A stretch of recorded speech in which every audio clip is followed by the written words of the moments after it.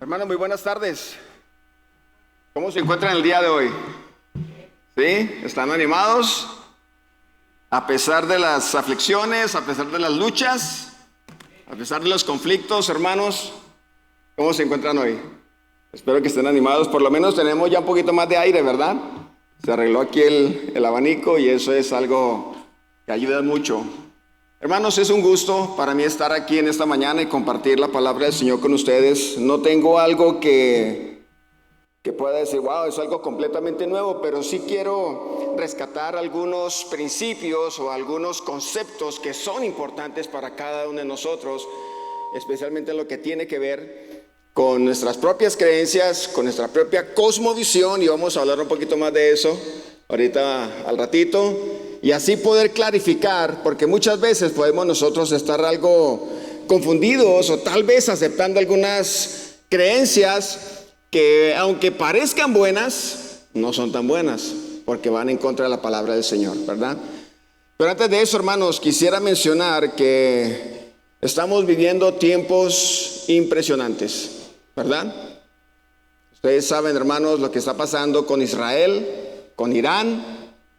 Esas cosas que están ocurriendo en el Medio Oriente, hermanos, no es por casualidad, ¿verdad? Los ataques, bueno, primero que de una manera, un ataque defensivos, por decir algo. Israel atacó a Irán, ¿verdad? Pero Irán lleva más de 10, 15 años provocando a Israel y se escaló el conflicto de maneras impresionantes, ¿verdad?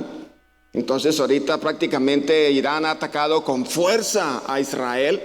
Y ustedes saben que Israel es el pueblo de Dios.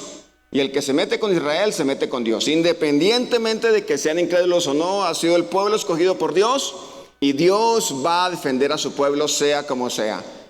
Pero de tantos ataques que ha recibido Israel, hermanos, por primera vez, la cúpula de hierro, que ustedes saben que es digamos, el mecanismo de defensa que tiene Israel, fue vulnerado. O sea, entraron unos cuantos proyectiles de Irán e hizo estragos en Tel Aviv, hizo estragos en Jerusalén. Y hace unas 2 o 3 semanas que China había dicho que era neutral en la situación, ahora ha dicho que Israel tiene la culpa. Y no solamente eso, sino que ustedes saben, hermanos, que China es un socio, un aliado fuerte con Rusia y con Turquía, ¿verdad? Entonces, y así como Estados Unidos es un aliado fuerte de Israel. Y de hecho, ahorita entonces Estados Unidos está asesorando a Israel en sus ataques, aunque realmente sabemos, hermanos, que Israel a pesar de ser tan pequeño, tiene unas fuerzas armadas impresionantes, impresionantes. Pero digo todo esto, hermanos, para mencionar que la venida del Señor se acerca. Estos son eventos proféticos. Este panorama escatológico de la palabra del Señor no ha escapado de lo que Dios había planeado. Entonces, hermanos, velemos y oremos, porque la venida del Señor se acerca. Si hace más de 2000 años el apóstol Pablo dijo que el Señor estaba cerca, imagínense cómo está ahorita. Es impresionante, hermanos, lo que está ocurriendo. ¿Sí? Esperemos que esto no llegue a mayores, ¿verdad? Porque de hecho Irán ha mencionado que va a atacar algunas bases de Estados Unidos. Caray. Y si las ataca, ya el problema no va a ser Irán e Israel, sino Irán con Estados Unidos. Y si Estados Unidos se mete, pues ustedes ya saben quién más se va a meter en el conflicto. Entonces, hermanos, estamos en tiempos proféticos. No bajemos la guardia, hermanos. Compartamos el evangelio. Oremos, confiemos en el Señor, de que probablemente en cualquier momento, en un abrir y cerrar de ojos, estaremos en el cielo. Porque qué bendición, ¿verdad, hermanos? Y de eso se trata esta vida. Les invito, hermanos, que vayamos a nuestras Biblias y busquemos Juan capítulo 14, versículos 1 al 6. Dice allí, Juan capítulo 14, versículos 1 al 6, dice la palabra del Señor: no dejen que el corazón se les llene de angustia, confíen en Dios y confíen también en mí. En el hogar de mi Padre hay lugar más que suficiente. Si no fuera así, ¿acaso les habría dicho que voy a prepararles un lugar? Cuando todo esté listo, volveré para llevarlos, para que siempre estén conmigo donde yo estoy. Y ustedes conocen el camino que lleva a donde voy. No, Señor, no conocemos, le dijo Tomás. No tenemos ni idea de a dónde vas. ¿Cómo vamos entonces a conocer el camino? Jesús les contestó y les dijo: yo soy el camino, la verdad y la vida, y nadie puede ir al Padre si no es por medio de mí. Padre, queremos darte gracias en esta tarde por la bendición que nos das de reunirnos como tu cuerpo, como la iglesia que somos. Te alabamos y te damos gracias, Señor, porque estamos viviendo tiempos preciosos, en donde estamos viendo el cumplimiento, Señor, de lo que tú habías establecido desde el principio. Por eso, Señor, te damos gracias por la bendición que nos das de ser tus hijos, y a la vez, Padre Santo, queremos pedirte que este tiempo de meditación y enseñanza de tu palabra sea de ánimo, exhortación, desafío y aprendizaje para cada uno de nosotros. Esto lo pedimos, oh Dios, en tu santo nombre. Amén.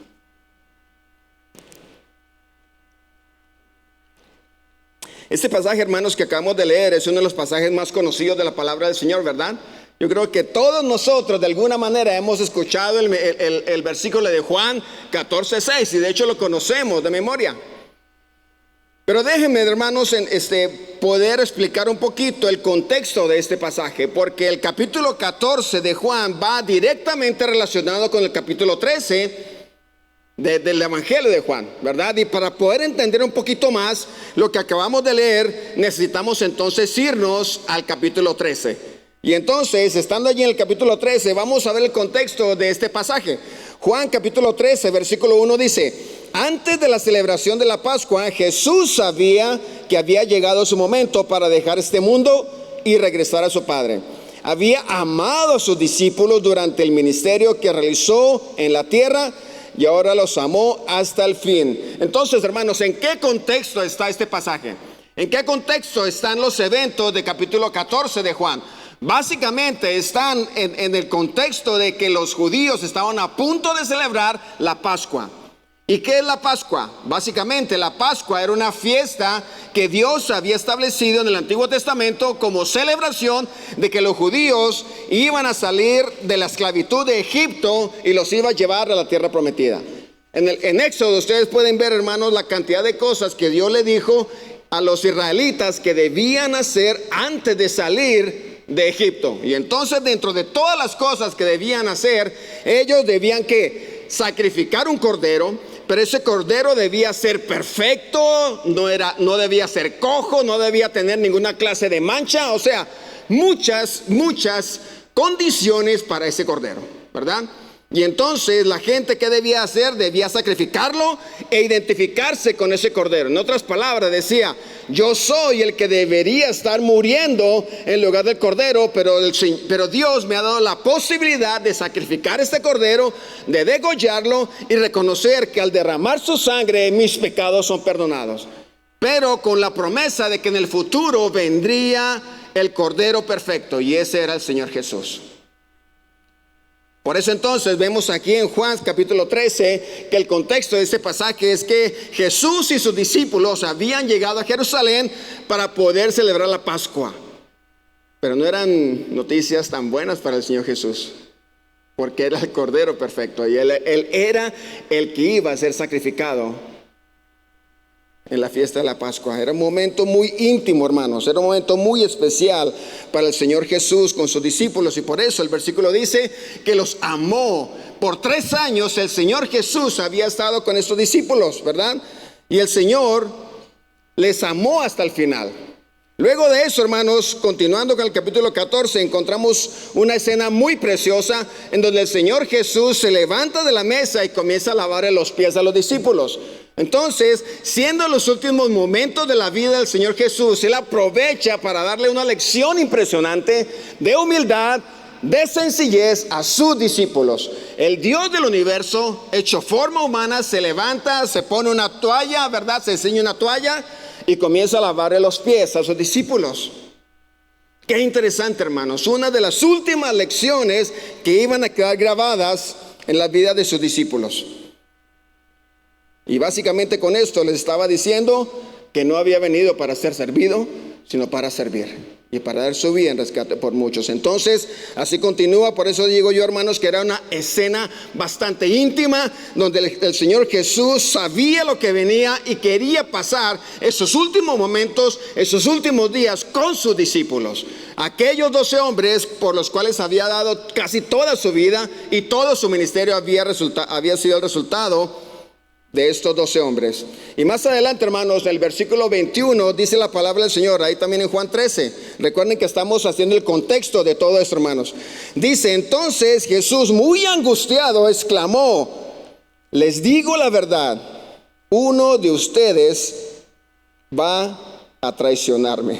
Wow, hermanos, tremendo, ¿verdad? Lo que me llama la atención, hermanos, de este pasaje es que pocas veces en el Nuevo Testamento nosotros encontramos una descripción tan clara de cómo el Señor Jesús se estaba sintiendo en ese momento. ¿Qué es lo que dice la palabra? Miren lo que dice el versículo. Entonces Jesús, ¿qué pasó? Muy angustiado. Qué interesante, hermanos. El Señor Jesús angustiado. Pero no es el Dios del universo, no debería estar feliz, no debería estar dichoso, no debería estar contento. Podía sobreponerse al sufrimiento, pero ¿qué está pasando aquí? Muy interesante, hermanos, que la palabra de Dios siempre es transparente, siempre es clara y no esconde las situaciones emocionales y sentimentales de las personas y los protagonistas de la palabra. Entonces, el Señor Jesús dice aquí, dice que estaba muy angustiado. La pregunta es, ¿qué le estaba causando esta angustia al Señor Jesús? Sí, sabemos que iba a morir, ¿verdad? Iba a dar la vida por cada uno de nosotros, pero lo interesante, hermanos, y para mí realmente lo que le estaba causando angustia es que de los 12 discípulos a los cuales él había entrenado, había capacitado, había amado hasta el fin, uno de ellos lo iba a traicionar.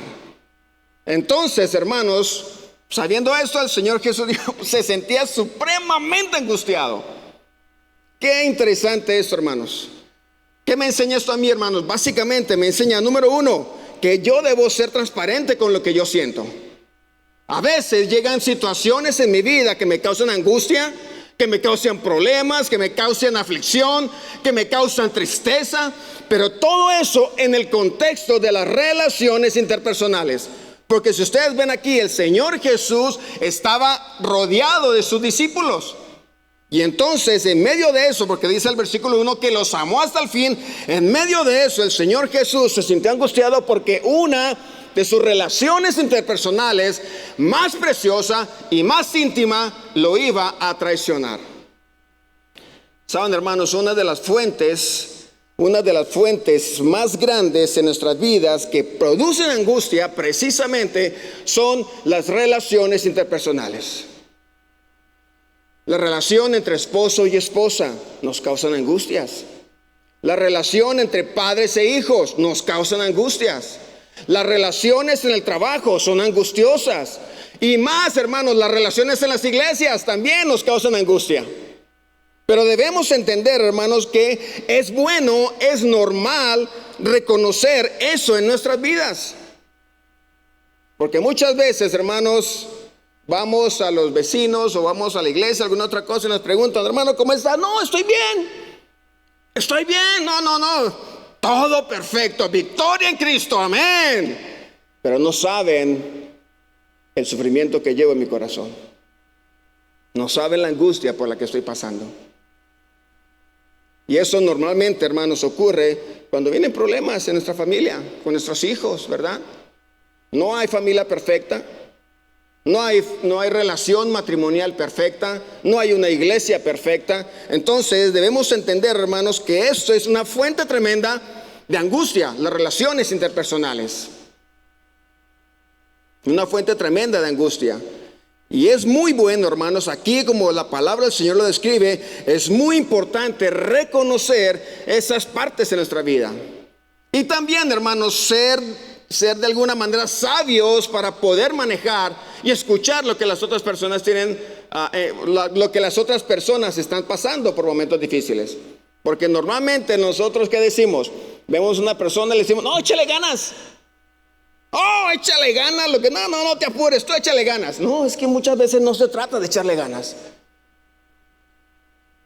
Porque tú puedes echarle todas las ganas del mundo y aún así seguir sintiendo angustia. Pero eso fue lo que el Señor Jesús nos mostró. Y seguimos adelante, hermanos. El contexto del pasaje dice, Juan capítulo 13, versículos 31 al 33.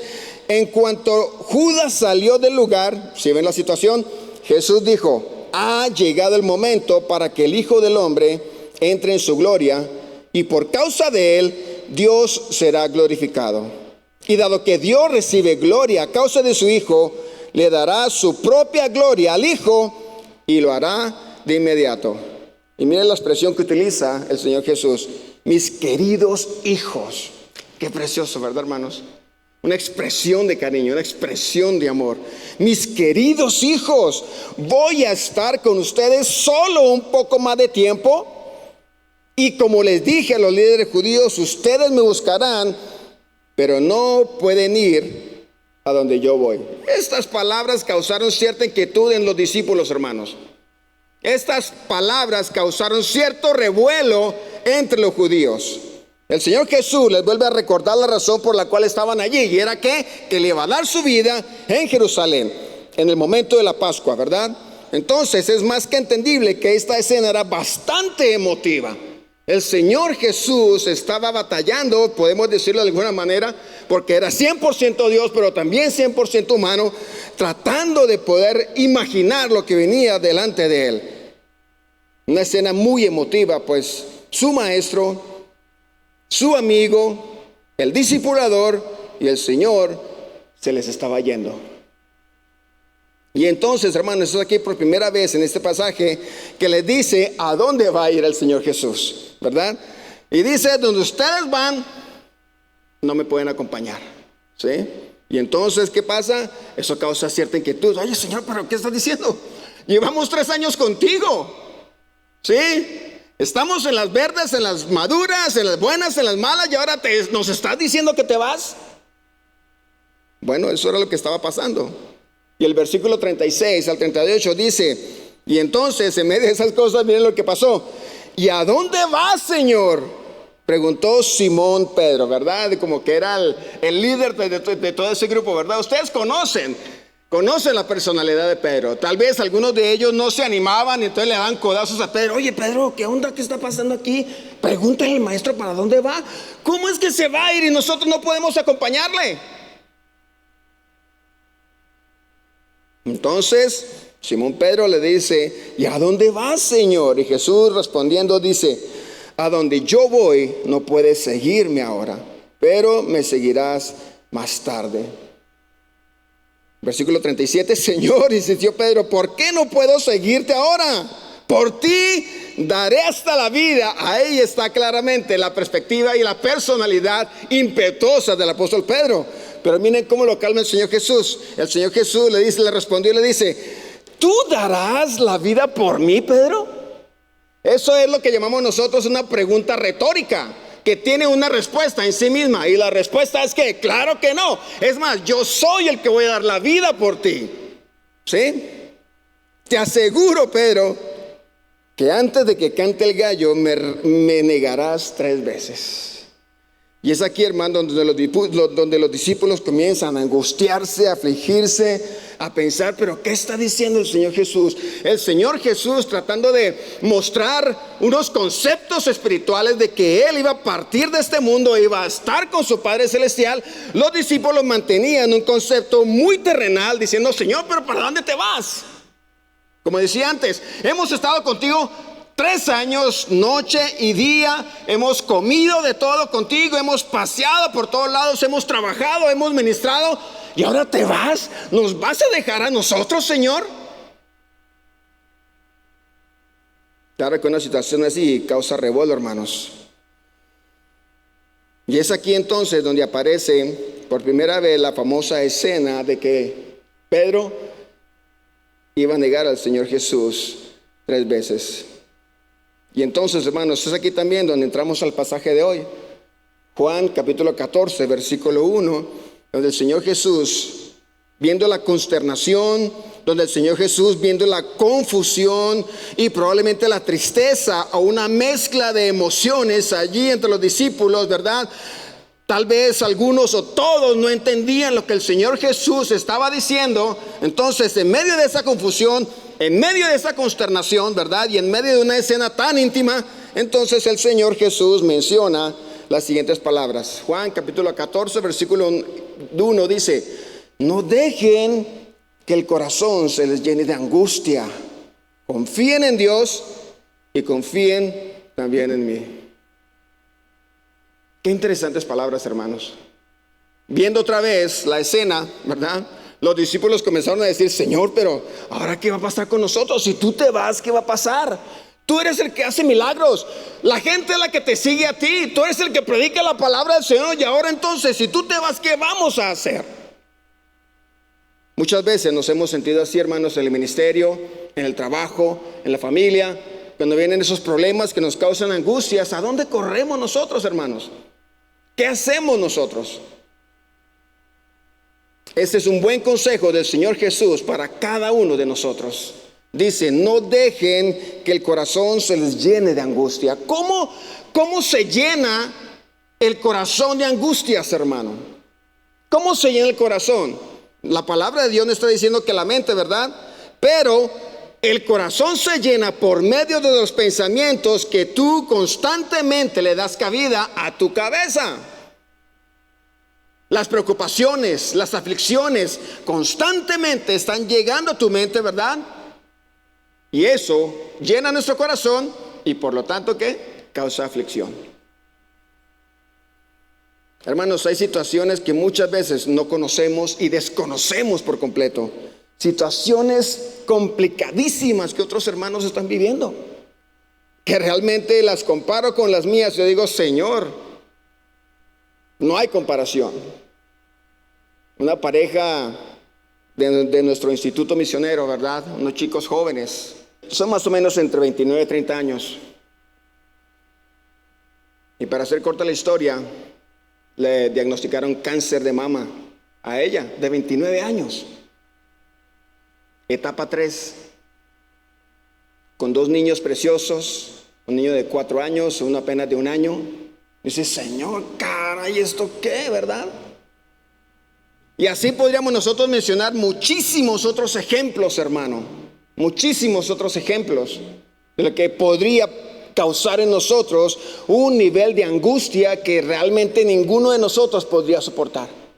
Pero en medio de eso, hermanos, en medio de la angustia, en medio de la aflicción, ¿qué nos dice el Señor Jesús?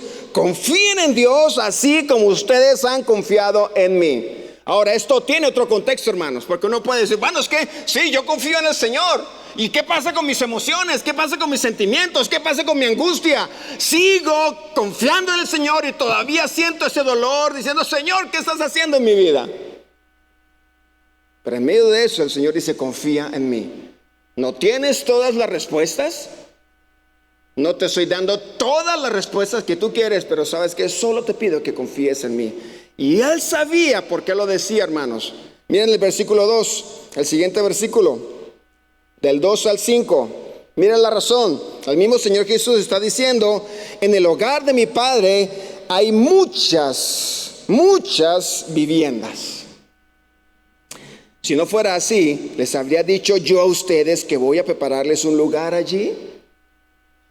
Y si me voy y se lo preparo, vendré para llevarlos conmigo. Hermanos, qué promesa tan preciosa. Qué promesa tan especial, qué promesa tan importante y a la cual nosotros podemos asirnos en esta tarde. Básicamente, ¿qué está diciendo el Señor Jesús? Que nuestra vida aquí en la tierra es una vida transicional, es una vida muy temporal. La vida realmente comienza cuando estemos con el Señor Jesús. Es allí donde no habrá dolor, donde no habrá tristeza, donde no habrá llanto, sino que estaremos con el Señor. Las luchas, las aflicciones emocionales, espirituales, económicas, de enfermedad, de lo que ustedes puedan imaginar, terminarán. Y en ese contexto, hermanos, me hace recordar lo que batalló nuestro hermano que sirvió por varios años aquí en la iglesia. Ustedes saben que batalló muchísimo con un cáncer al final, ¿verdad? Y los últimos 2 años fueron tremendamente dolorosos. Tremendamente dolorosos, hermanos, porque tenía un cáncer, se me olvidó el nombre, pero era, bueno, del intestino, ¿sí? No se podía sentar, no podía pararse, no podía sentarse, menos acostado. También, bueno, hermano, sufrió muchísimo ese hermano, muchísimo sufrió. Y claro, todos nosotros, y no solamente aquí en México, sino en muchos otros países, estábamos orando: Señor, sánalo, Padre, sánalo. Y sí, el Señor lo sanó, se lo llevó a su presencia. ¿Verdad, hermanos? Y ahora vemos atrás, vemos los 2 años de aflicción, de lucha, de sacrificio, de dolor intenso. Ya pasaron. Y ahora Él está con nuestro Señor, gozando de un cuerpo impresionantemente maravilloso. Pero muchas veces, hermanos, nos enfocamos tanto en este mundo terrenal que decimos: oh, Señor, no, estoy sufriendo, estoy batallando. Y si es cierto, hermanos, no estoy desconociendo esto, pero el Señor Jesús nos está diciendo: tengamos una perspectiva eterna. Una perspectiva eterna, la que nos anima a seguir adelante a pesar de todas las aflicciones que podamos tener en esta tierra. Por eso el Señor Jesús le dice: yo vendré por ustedes. Y como decía al principio, hermanos, el Señor está cerca de esto. Recuerdo lo que decía mi papá cuando yo era niño. Decía que, bueno, porque la palabra del Señor dice que uno de los ángeles tocará la trompeta, ¿verdad? Para decir que el Señor Jesús va a venir. Y los que estamos en Cristo escucharemos esa trompeta.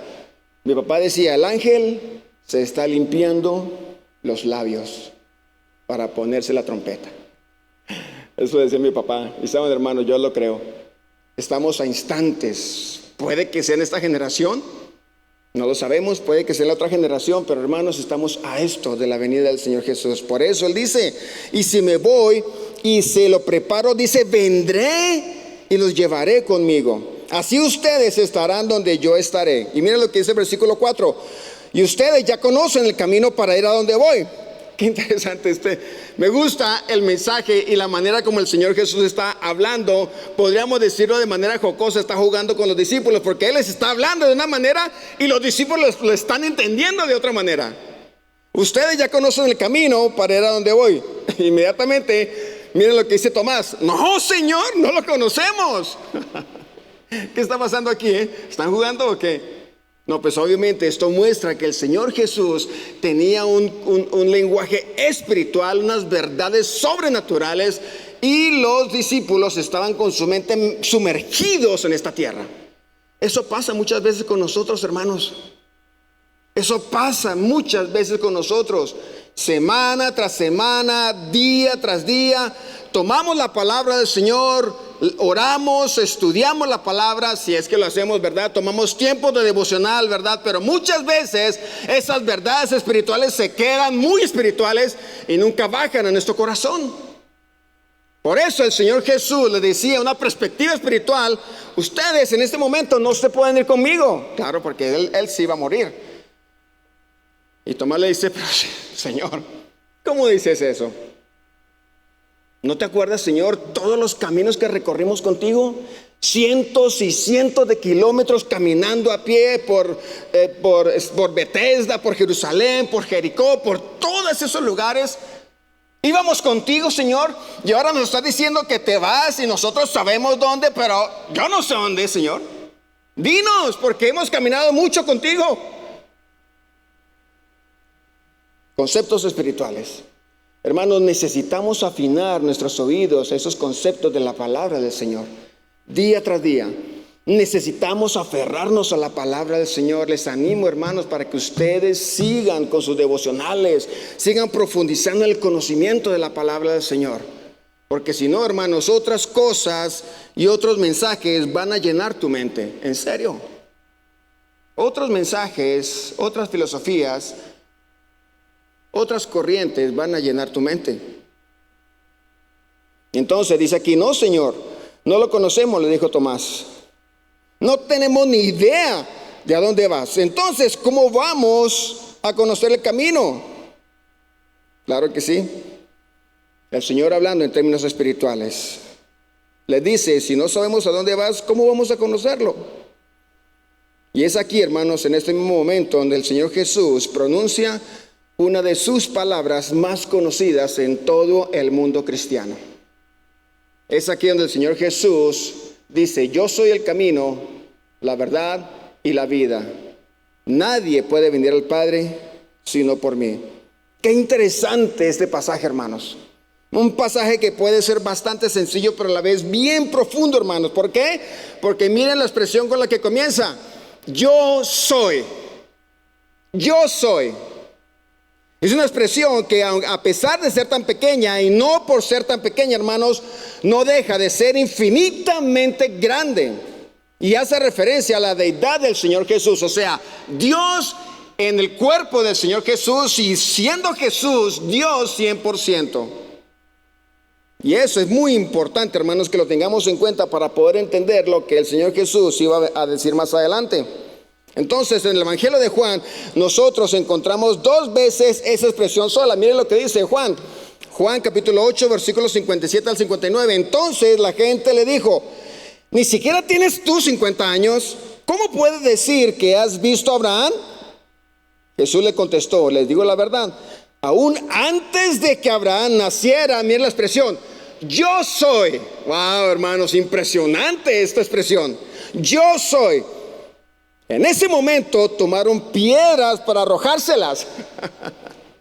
Pero Jesús desapareció de la vista de ellos y salió del templo. Hermanos, ¿alguna vez te han apedrado por decir la verdad? Pues espero que sí, hermanos. Porque si esto le pasó al Señor Jesús diciendo la verdad, espera que tarde o temprano te van a apedrear. Y si no te han apedreado por decir la verdad, entonces significa que no estás comunicando la verdad.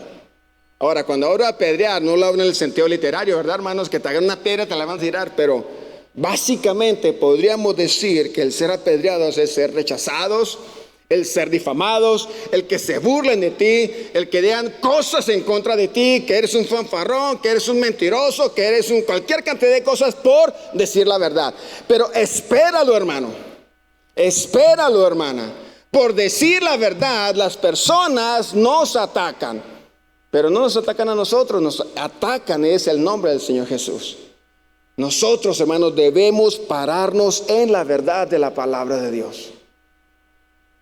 No importa lo que pase, pero el Señor Jesús dice que estaban a punto de apedrearlo. ¿Por qué? Porque Él dijo, les digo la verdad, antes de que Abraham naciera, yo soy, o sea, la preexistencia del Señor Jesús. El Señor Jesús estaba en el principio de todas las cosas, antes de que Dios mismo creara todas las cosas. Y también en Juan capítulo 18, versículos 4 al 8, miren lo que dice. Jesús ya sabía todo lo que había de suceder. Así que salió al encuentro de ellos. Y miren lo que dice. ¿A quién buscan? Les dice Jesús, les preguntó. Ellos le dijeron, pues a Jesús de Nazaret. El contexto de esto, ¿qué es, hermanos? Básicamente el contexto es que Judas había ido con las guardias, ¿verdad? Con los sacerdotes. Los sacerdotes habían organizado a los soldados y venían a prender al Señor Jesús. Lo venían a agarrar, llevarlo a la cárcel y luego a crucificarlo. Esa es la escena. Y entonces, claro, a Jesús de Nazaret contestaron. Y miren lo que dice él, yo soy. Dijo Jesús. Judas, el que lo traicionó y el causante de su aflicción, de su angustia, estaba con ellos. Cuando Jesús dijo, yo soy, miren la reacción, hermanos, todos retrocedieron y cayeron al suelo. Esto es lo que más me impresiona, hermanos. El hecho de que Jesús haya dicho, yo soy, el impacto que tuvo sobre las personas que venían a él fue increíble. Cayeron al suelo. Y una vez más les preguntó, ¿a quién buscan? Y nuevamente ellos contestaron a Jesús de Nazaret. Y yo les digo que yo soy, ya que soy la persona a quien ustedes buscan. Qué interesante expresión, hermanos. Y saben, es la misma expresión que nosotros encontramos en Éxodo capítulo 3, versículos 13 al 14. Dios mismo, hermanos, esta expresión que la utilizó el Señor Jesús mostrando su deidad, que era Dios, también Dios mismo la utilizó en Éxodo capítulo 13, Éxodo 3, versículos 13 y 14. Dice, pero Moisés volvió a protestar. Si voy a los israelitas y les digo, el Dios de sus antepasados me ha enviado a ustedes, ellos me preguntarán, ¿y cuál es el nombre de ese Dios? Entonces, ¿qué les responderé? Dios le contestó a Moisés, miren lo que dijo, hermanos: yo soy el que soy. Dile esto al pueblo de Israel. Yo soy, me ha enviado a ustedes. Increíble, hermanos. Increíble esa expresión. Y es por eso que el Señor Jesús también la utilizó allí en medio de sus discípulos para decir que Él era 100% Dios. Ahora, hermanos, ese yo soy, hermanos, ¿qué significa? Básicamente, hermanos, en el hebreo, en el idioma en que se escribió, básicamente ese yo soy significa que Dios es el eterno, es el inmutable, el autoexistente, el infinito y el glorioso en todos los sentidos, y está más allá que todas las cosas creadas. Él es Dios, el que existe por sí mismo, el que no necesita de nada ni de nadie para existir, porque siempre ha existido. Él es el gran soberano, el rey sobre todas las cosas.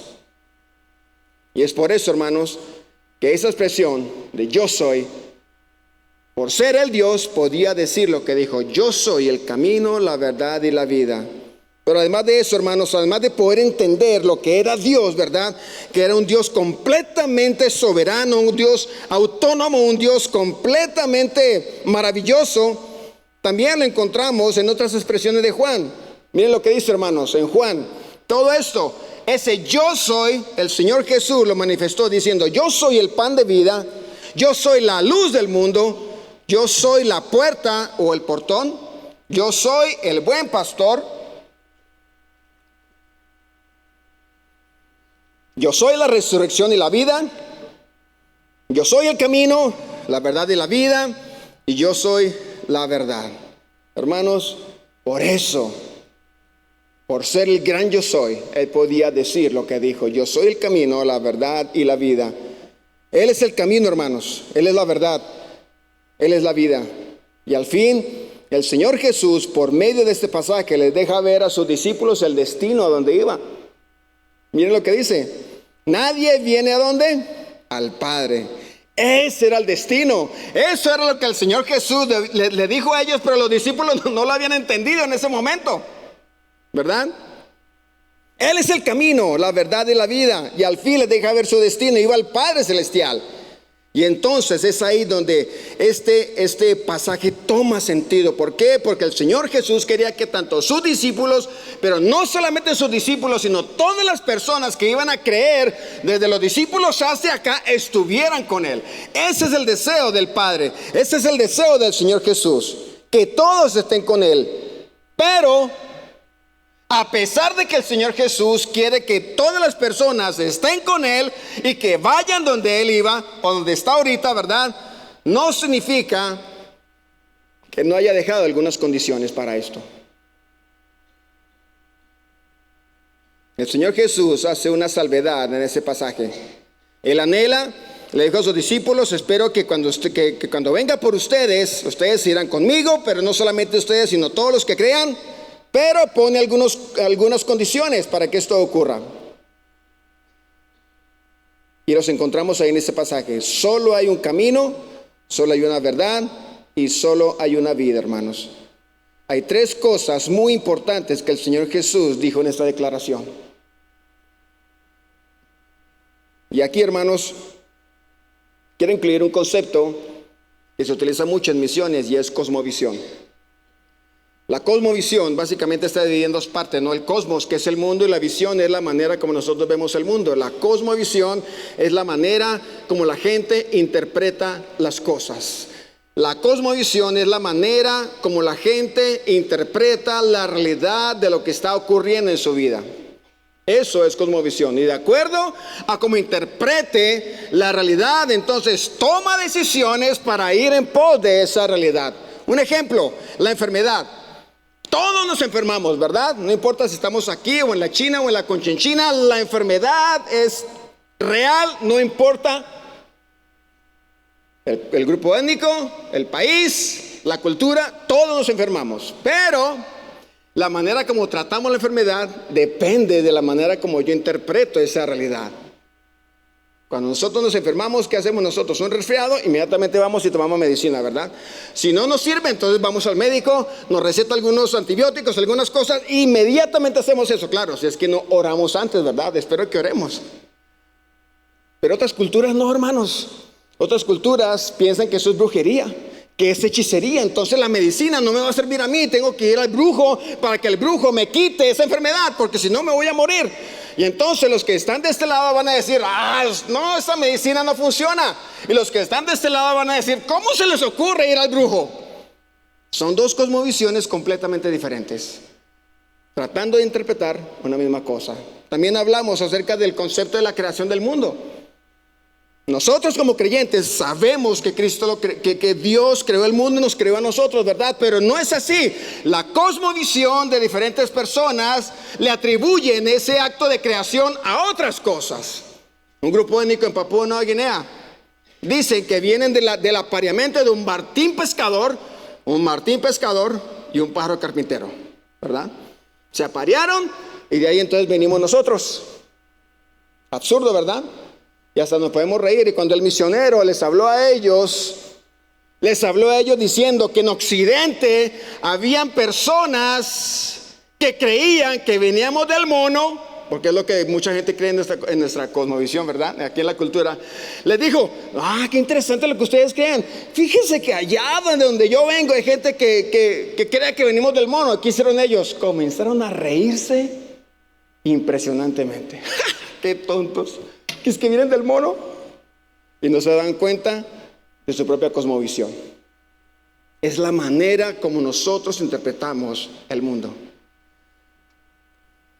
Pues nosotros también, hermanos, ¿de dónde viene la cosmovisión? ¿De dónde viene lo que nosotros creemos? Básicamente viene, hermanos, de las personas que nos han educado, de las personas que nos han creado. En primera instancia, el primer ciclo en la cosmovisión fue creada en nuestras vidas por medio de nuestros padres.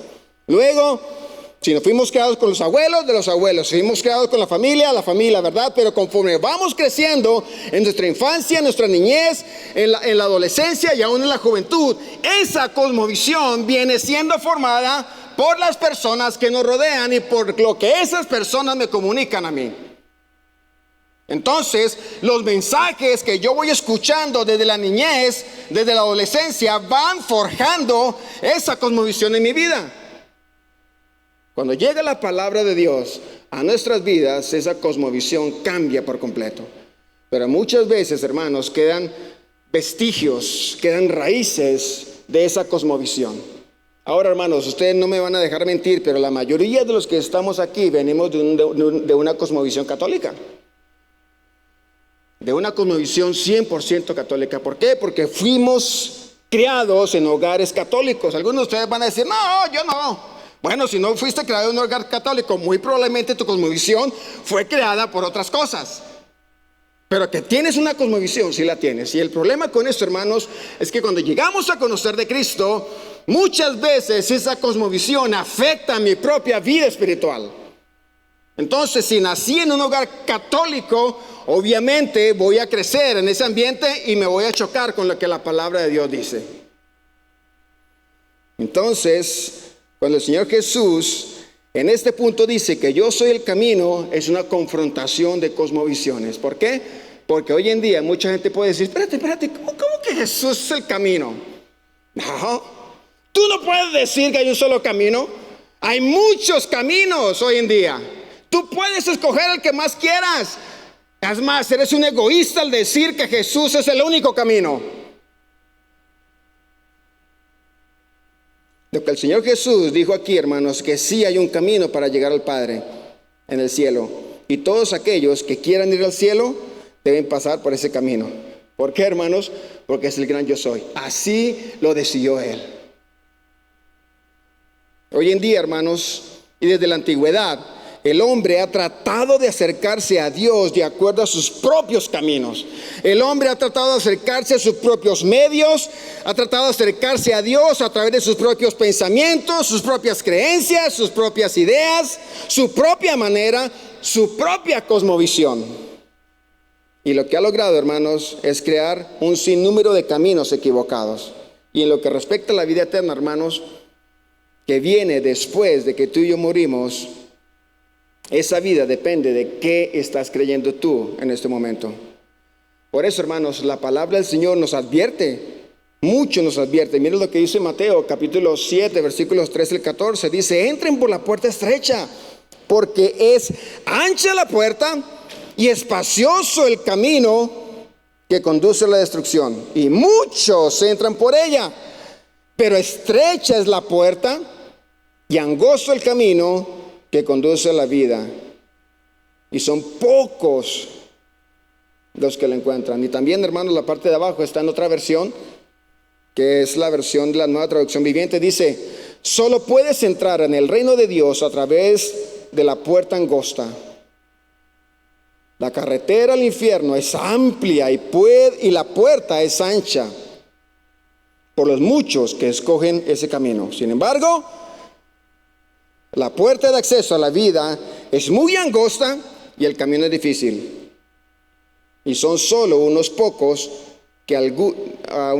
los que alguna vez la encuentran.